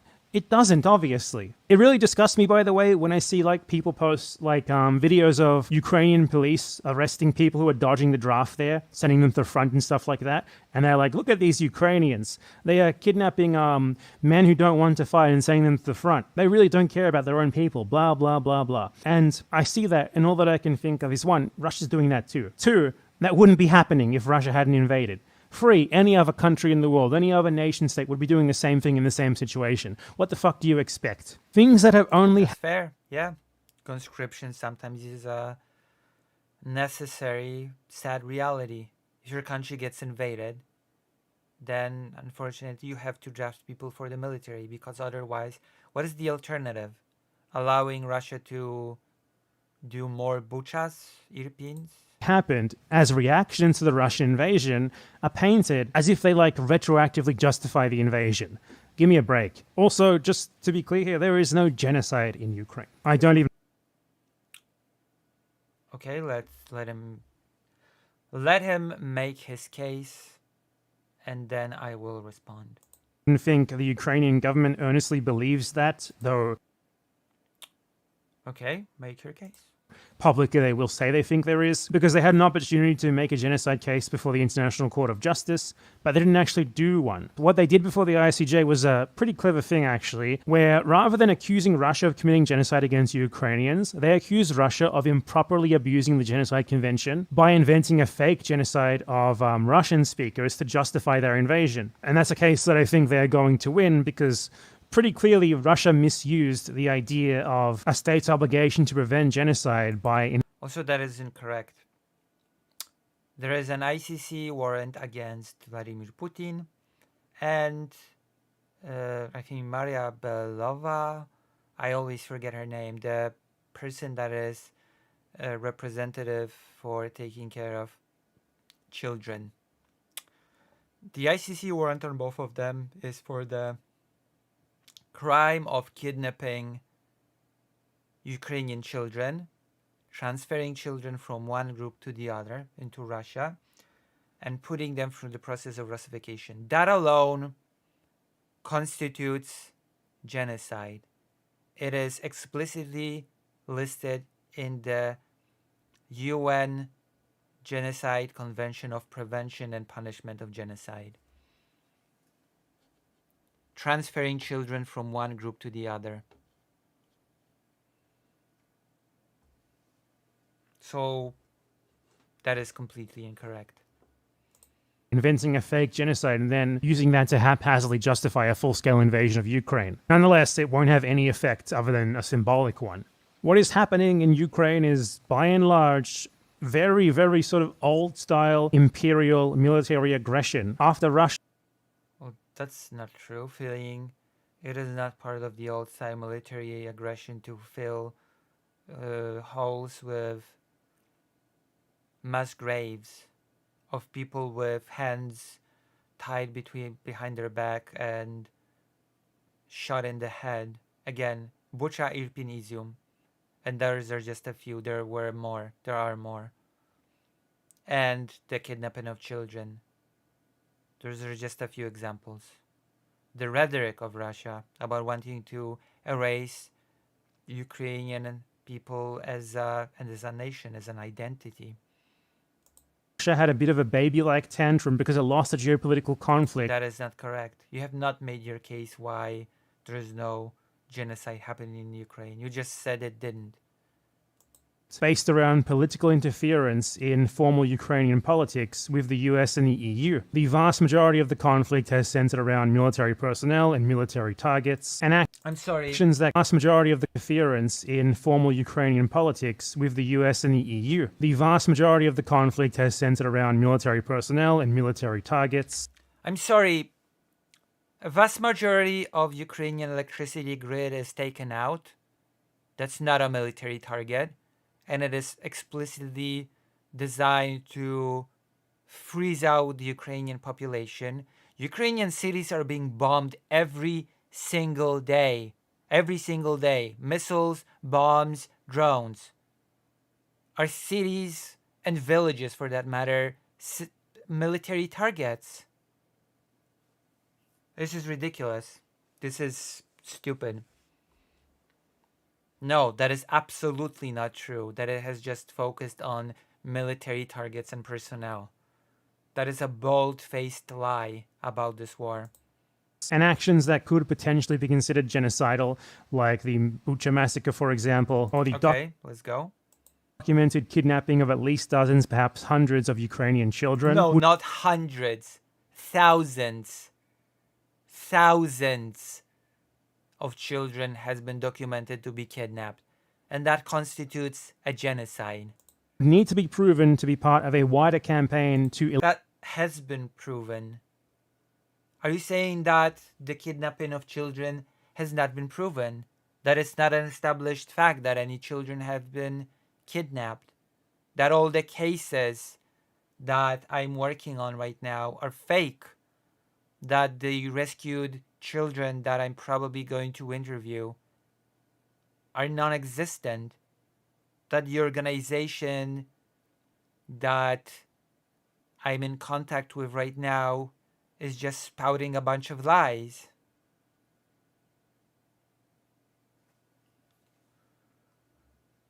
Eliminate the Ukrainian people to be considered legally genocide. Thus far, it really does not seem to be anything like that. It is rather just a sort of 19th century style imperial land grab. The sort of that is a nonsensical claim.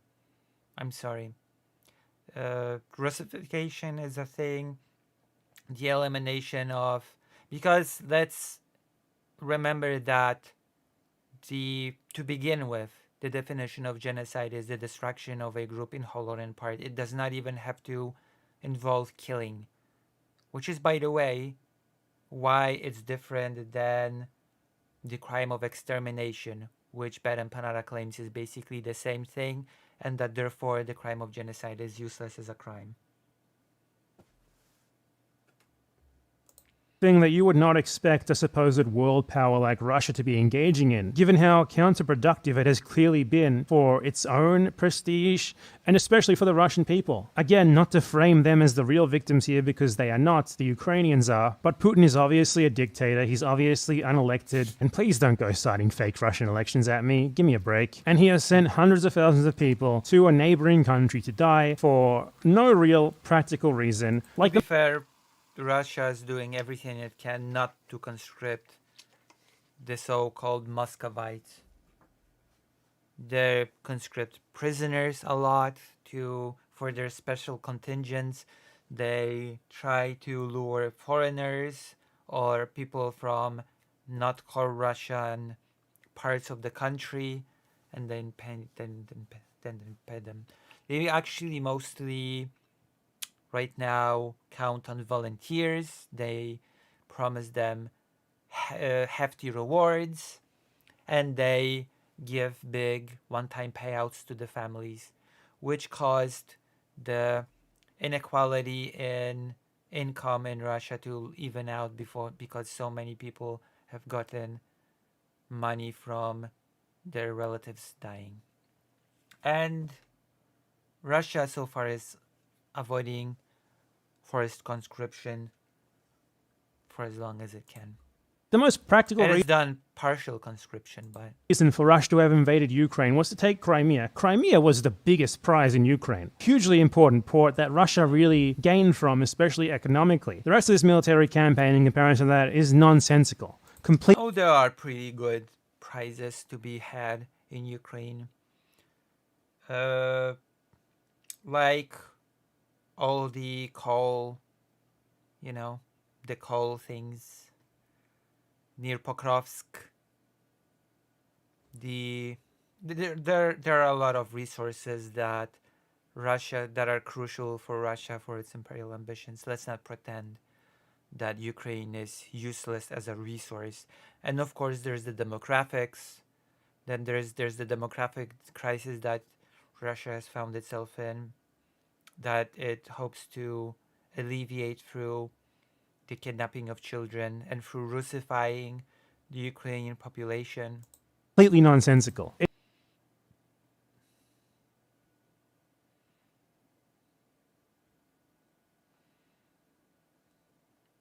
Ukraine is required to report its Russian prisoners to Russia, right? I don't know what that means. This is not exactly true. Which part? Okay, I've said a lot of things. Oh. Well, yeah, agriculture is also a big part. Agriculture is a big part. And there's coal that fuels Ukraine's steel industry. Believe it or not, the number one industry in Ukraine is agriculture, but the number two industry in Ukraine is steel. And people often overlook this fact that Ukraine has a pretty big steel industry. So there's definitely things to be gained from Ukraine, resource-wise at least.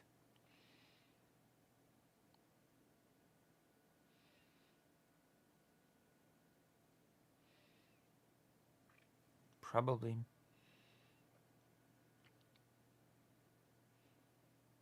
Oh, I'm talking about BadEmpanada. See. And importantly, there are economical influences too, establishing that the Russian's regime can maintain itself. Right, yeah.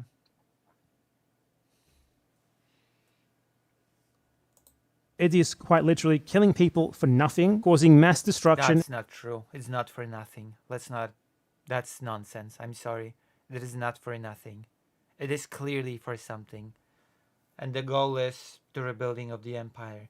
And Ukraine has always been a crucial part of empire building. It has been crucial to Nazi Germany. Actually, Ukraine has been a crucial part of Nazi Germany's Lebensraum plan. Ukraine has been considered a lifeline for Germany during World War I. The plan was that Germany was running out of resources and food, and that Ukraine would provide these things, and that due to that, Germany would prevail in World War I. Of course, Ukraine was taken by Germany far too late for that plan to work, and there were other factors, but it is really important to remember that Ukraine does have a lot of resources, and that it has been historically very important for the empire building on the continent.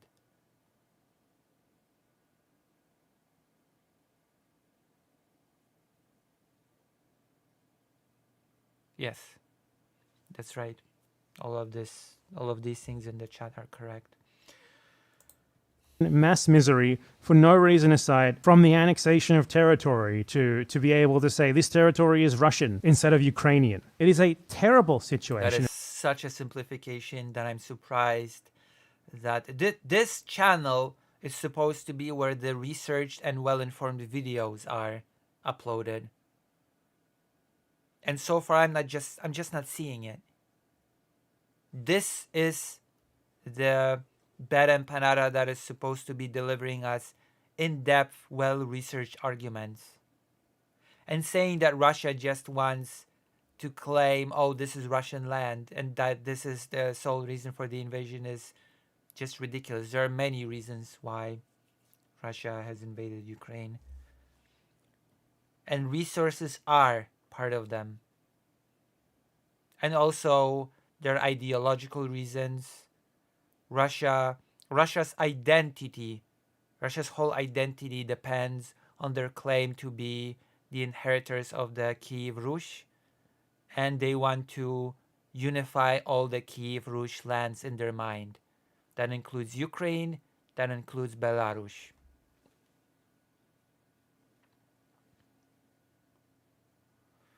And even if not a direct empire building, Ukraine is important for Putin's regime to maintain an influence, yeah, and to maintain itself for that matter.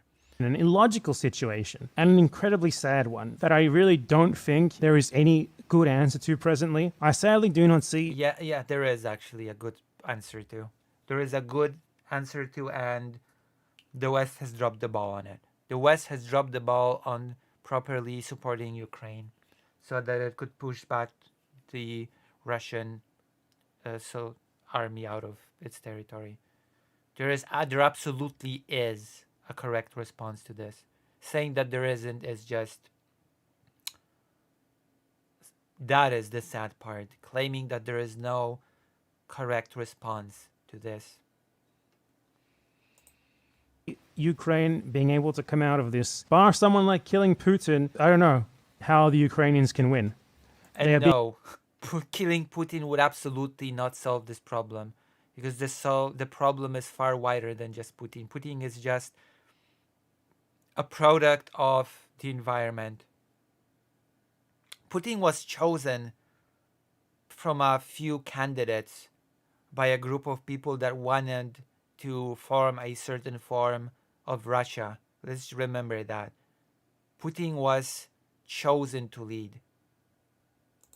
Being ground down by an opponent. That's a whole story. I will not be getting into it right now. That does not give a single shit about the troops they're sending there, and they simply don't have the manpower to deal with it. Nonetheless, I think this situation has revealed a lot about Western hypocrisy, especially given that it is concurrent with the Gaza genocide. Seeing liberals froth at the mouth to send every sort of weapon to Ukraine, with total disregard for Russia's potential to retaliate disproportionately, including perhaps with nuclear weapons, while they can... Oh, I guess BadEmpanada is another person that is afraid of Russia's nuclear escalation. Also, no. When it comes to, and I'm going to be quite blunt with this, when it comes to conventional means, if the West have provided Ukraine with what it actually needed, then no. Russia would have no means to respond disproportionately. Absolutely none. The West maintains an absolute upper hand over Russia when it comes to the quality of its conventional war equipment means. The US alone dwarfs Russia when it comes to conventional warfare means. I'm sorry to say. So saying that sending all sorts of weapons, which by the way is not true, all sorts of weapons have not been sent to Ukraine. That is the biggest problem. Old Vietnam War era equipment has been sent to Ukraine in very small amounts, with a lot of time in between shipments.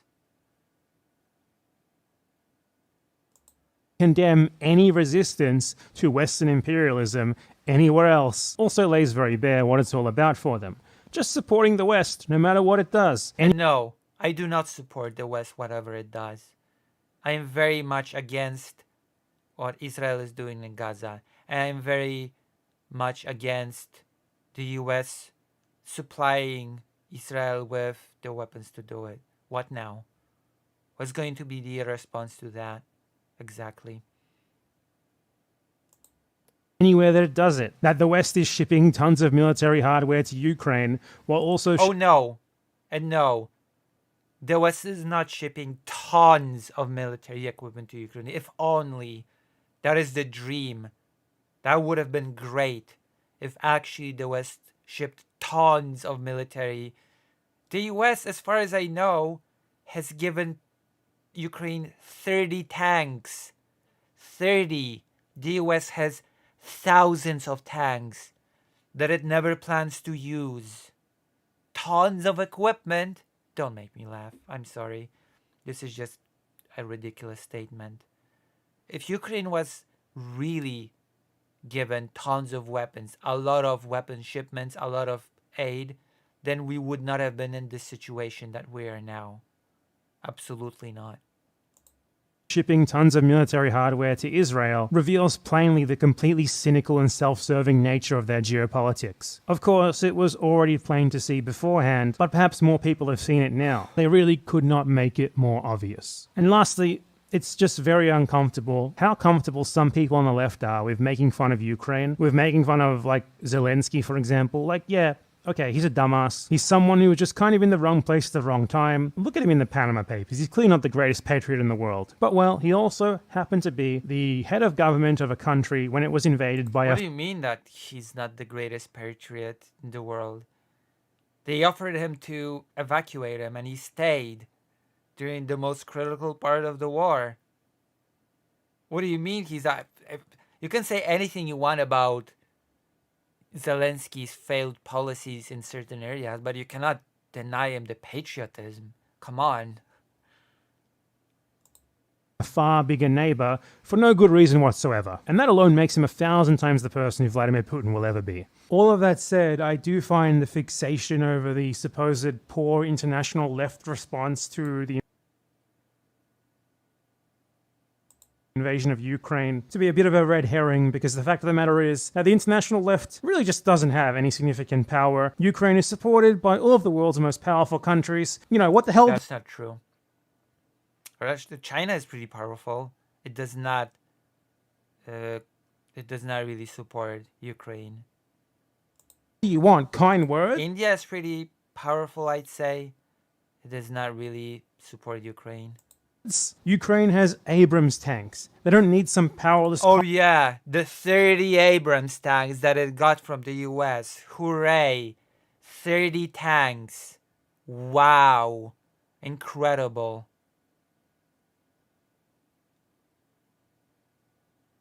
Oh, I'm sorry. 31. Communist want kind words? Ukraine has Abrams tanks. They don't need... Incredible. And the US has thousands of these tanks at its disposal. Thousands. Some powerless communist party to say that they're right as well. So yeah, I just wanted to make a short off-the-cuff video about Ukraine to say that I've covered the topic. It really is off the cuff. It's not researched at all. As none of the last 6 or 7 videos that I've made have even had a script, but they've all gone very well. And this is a topic that I probably never would have gotten around to talking about unless I just made a quick video on it like this. It's probably not, you know, organized in the best way. I probably missed a ton of potential points. Yeah, you have. And you've misrepresented a few as well. So I probably am not going to be able to source it in the most ideal way as I would like. Yeah, clearly. But nonetheless, I wanted to cover the topic because it is obviously a very important thing. It is a large-scale war which could have serious consequences for the future of the world, but one which has nonetheless completely laid bare the myth of Russian power, which was previously used to justify all kinds of Western imperialism. There used to be, for example, constant... Oh, the myth of Russian power. We rounded back to the West being bad. Okay. Articles like scaremongering about the potential for the Russian military to just like invade and conquer all of Western Europe in like a month. Something which I think has definitively been proven impossible at this point, given that Russia got bogged down in Ukraine alone. Imagine if it tried to invade further east, especially after the attrition that the war in Ukraine has caused it. It's simply not going to be possible. It would be suicidal for them to even try, and well, I mean, if they win in Ukraine, then the situation would change dramatically because Russia would suddenly have access to Ukrainian resources, Ukrainian population to draft from. The game would be totally different. I'm sorry to say that people don't seem to realize something. If Russia prevailed in Ukraine, then it would not just be Russia invading Europe. It would be Russia and Ukraine and possibly Belarus. Putin's kind of old, and who knows what will happen once he's gone. You never really know. Even worse people might be able to take charge. But hey, at least it would mean some sort of change. Because I honestly do not see... it would not mean any sort of change. That is the most naive statement I have ever heard. ...any other real possibility of the situation changing anytime soon. Anyway, yeah. There's a huge pro-war lobby in Russia right now. A huge one. Do not underestimate it. Yeah. All right. We're done.